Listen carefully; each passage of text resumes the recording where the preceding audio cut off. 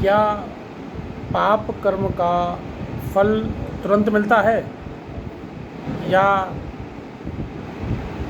पाप करने का फल नहीं मिलता है, बुरे कर्मों का फल नहीं मिलता है। नमो बुद्धाय, जय भीम साथियों, स्वागत है आपका मेरे YouTube मंच धम्मा अशोक उर्फ उमेश पाल सिंह पर। हम लोग अक्सर ये सुनते हैं कि ईश्वर के घर देर है अंधेर नहीं है।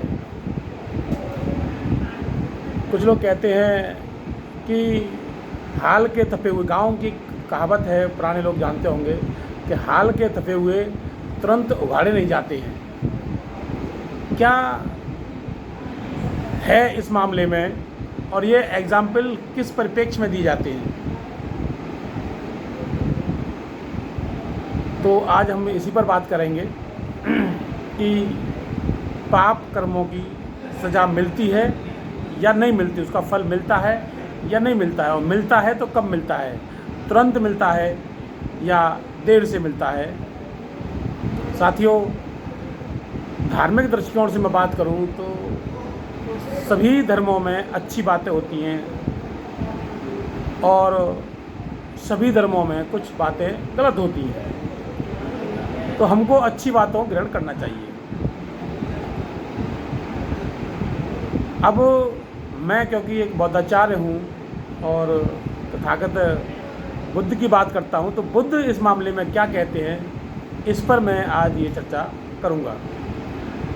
तो तथागत बुद्ध की एक गाथा है, ना ही पापं कम्मं सज्जु खीरं व मुच्यति दहंतं वालमन्वेति भस्म छन्नो व पावको।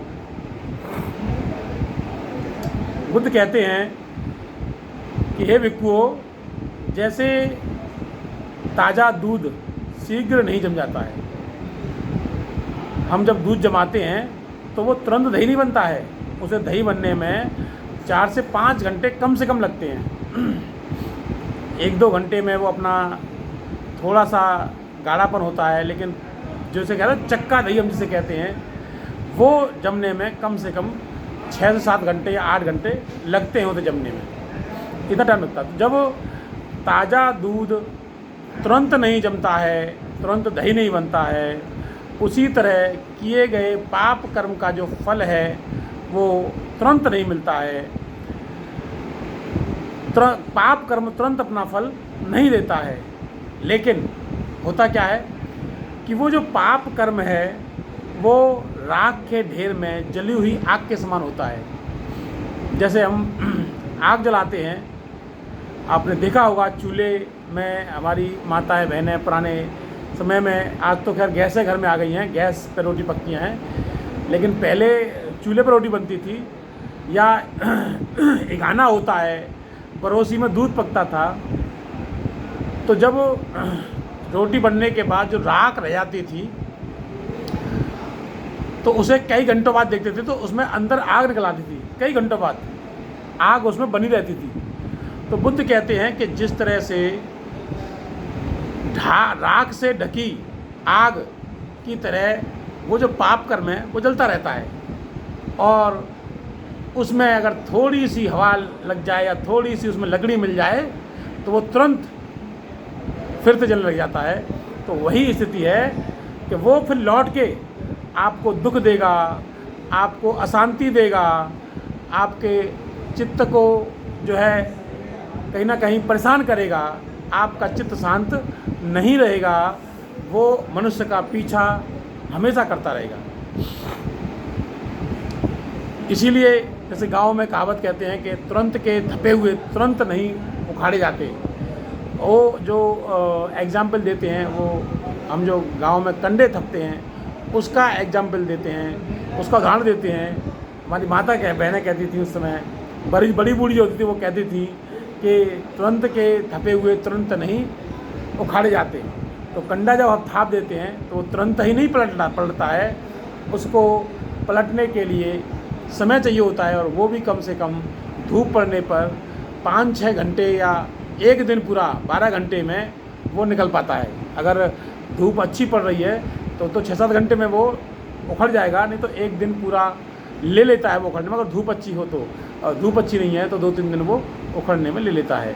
तो ऐसे ही पाप कर्म किसी का नष्ट नहीं होता है। पाप कर्म अगर ख़त्म करने हैं तो आपको पुण्य कर्मों से ख़त्म करने होंगे। वो दुख हमेशा बना रहेगा। और बुद्ध अपनी पहली गाथा में भी यही कहते हैं, मनोपगम्मा धम्मा मनोशिक्षा मनोमया मनसा चा पदिठेन भासती वा करोति वा ततो नंग दुख मनमेति चक्कंग वा बहतो पतंग। बुद्ध कहते हैं कि मन सभी प्रवृत्तियों अगवा है, मन ही उसका प्रधान है। जो व्यक्ति बुरे मन से बुरे वचन बोलता है, बुरे कर्म करता है, तो दुख उसके पीछे ऐसे हो लेता है जैसे गाड़ी के पीछे, बैलों के पीछे गाड़ी का पहिया। और इसी में दूसरी गाथा में बनते कहते हैं, मनोपगम्मा धम्मा मनोशिक्षा मनोमया मनसा चा पदिठेन भासती वा करोति वा ततो नंग सुख मनवेति छाया व अनपायनी। बुद्ध कहते हैं कि मन सभी प्रवृत्तियों का अगवा होता है। सारे कर्म जो है मन से उत्पन्न होते हैं। तो अगर कोई व्यक्ति अच्छे मन से अच्छे कर्म करता है, अच्छे विचार बोलता है, तो सुख उसके पीछे ऐसे हो लेता है जैसे व्यक्ति के पीछे उसकी छाया। तो साथियों, यही जो है बुद्ध इस अपनी 71वीं इस गाथा में जो कहते हैं, बुरे कर्मों का फल तुरंत नहीं मिलता है और वो कुछ समय लेता है। ऐसा नहीं है कि बुरे कर्म इकट्ठे होते रहते हैं और वो एक तरह से बोलते हैं, नो।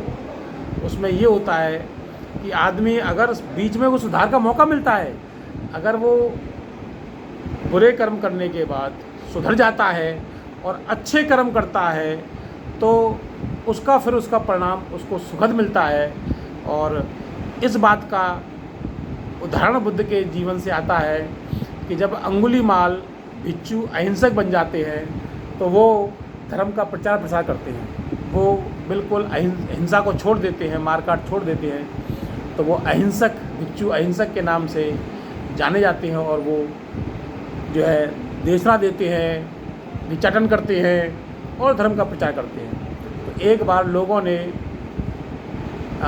भिक्षु अहिंसक को अपने गांव में आते देखा। तो उन्होंने कहा ये तो अंगुलीमाल डाकू है, और उन्हें वो लोग पीटने लगे।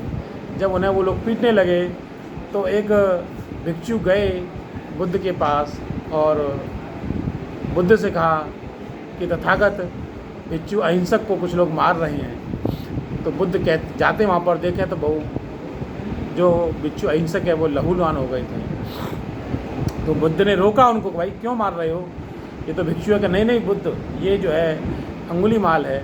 तो बुद्ध ने अगर उनसे कहा कि अगर ये अंगुलीमाल होता तो तुम यहाँ नहीं होते। अगर ये वाकई में डाकू अंगुलीमाल होता तो तुम में से कोई यहाँ नहीं होता। ये डाकू अंगुलीमाल नहीं, ये भिक्षु अहिंसक हैं, इसीलिए वो तुम्हारी मार को सहन कर रहे हैं। तो एक बार इसी चर्चा में एक बार आता है कि एक जो जंगल में एक महिला को प्रसव पीड़ा हो गई और वो और उसकी जो सास थी वो परेशान थी कि दर्द हो रहा था उनके, और भिक्षु अहिंसक वहाँ से गुजरे। जब भिक्षु ने देखा कि वो प्रसव पीड़ा में मुझे बड़ा दुख हो रहा है, अब उस दुख से वो दुखी हो गए भिक्षु अहिंसक। वो दौड़ के बुद्ध के पास आए और बुद्ध से बोले कि हे तथागत, मैं उस महिला की, उस माता की प्रसव पीड़ा से बहुत आहत हूँ, मेरा मन आहत है, कृपया आप उस की पीड़ा को दूर कीजिए। तो बुद्ध ने भिक्षु अहिंसक से कहा कि जाओ और उस महिला के पास कहो कि मैंने अपने जीवन में जो भी अच्छे कर्म किए हैं, जो भी पुण्य कर्म किए हैं, उनके पुण्य प्रताप से इसका जो है प्रसव पीड़ा समाप्त हो जाएगी। भिक्षु अहिंसक ने कहा कि बुद्ध, मैंने तो अपने जीवन में बहुत गलत काम किए हैं, मैंने तो बहुत लोगों को मारा है, तो मेरे पुण्य कर्म कहाँ से आए। तो बुद्ध ने कहा कि ठीक है, जाओ और ये कहो कि जब से मैं भिक्षु बना हूँ तब से मैंने अगर पुण्य कर्म किए हों तो उन पुण्य कर्मों से इस माता की प्रसव पीड़ा दूर हो जाए। भिक्षु अहिंसक जाते हैं और जाके वो कहते हैं कि अगर मैंने अपने जीवन में भिक्षु बनने के बाद कोई पुण्य कर्म किए हों तो उन पुण्य कर्मों से इस माता की प्रसव पीड़ा समाप्त हो जाए और इसका जो बच्चा है वो सुरक्षित जन्म ले ले। और जब ये कहते हैं तो उसके कुछ देर बाद ही उस माता की प्रसव पीड़ा समाप्त होती है, बच्चा हो जाता है। साथियों, तथागत की इसी घटना के बाद से एक संस्कार होता है गभ मंगल संस्कार। और गभ मंगल संस्कार होता है जब कोई महिला अपने प्रसव काल के 6, 7वें, 8वें महीने में होती है, 9वें महीने में होती है, तब गभ मंगल संस्कार इसी उद्देश्य से किया जाता है कि उस जो महिला जिसकी प्रसव पीड़ा होनी है, उसका प्रसव होना है, वो उसका जो है प्रसव बिल्कुल अच्छे उससे हो जाए और कोई पीड़ा ना हो। तो ये जो है, ये सब पुण्य कर्मों का खेल है और पाप कर्मों की सज़ा मिलती है, थोड़ी देर से मिलती है लेकिन अवश्य मिलती है, दुख लेके आता है। बुद्ध की इस गाथा से मैं आज आपके सामने बुद्ध की इस गाथा को लेके आया। मुझे उम्मीद है कि आपको अच्छी लगी होगी। अगर अच्छी लगी हो तो वीडियो को लाइक कीजिए, कमेंट कीजिए और शेयर से अवश्य कीजिए, जिससे लोगों तक बुद्ध के ये अच्छे विचार अवश्य पहुँचे। आपने मुझे ध्यान से सुना और इसके लिए बहुत बहुत साधुवाद। आप सभी का मंगल हो, आप सभी कल्याण हो, आप सभी सुखी रहें। ऐसी मंगल कामनाओं के साथ नमो बुद्धाय। जय भीम।